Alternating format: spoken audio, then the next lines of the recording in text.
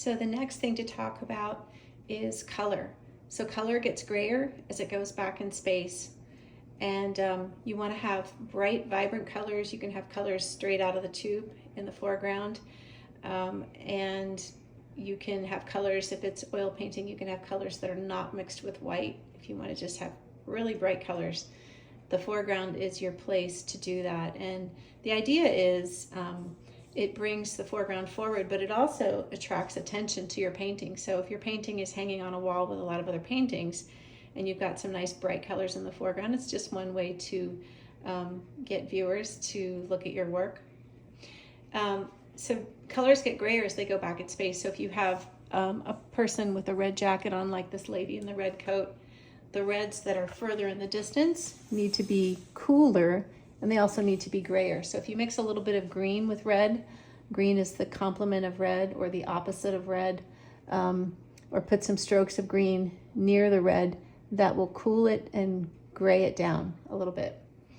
So that's what you can do with color. So the further back you go in space with color, the grayer things get. An example of that is mountains that are covered with trees look very green in the foreground. And as you look at them, the further away they are, they get bluer and bluer and finally gray. And so that's kind of one example you can keep in your head. The next thing is edges. So you want to have some really crisp, nice edges.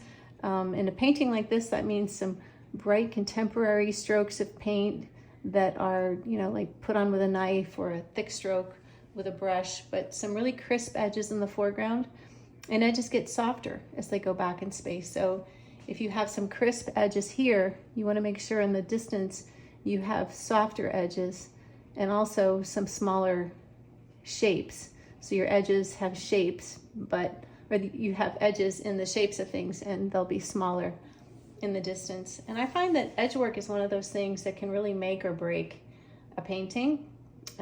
It's one of the things that really sets great artwork apart, is that really strong attention to detail when it comes to edges.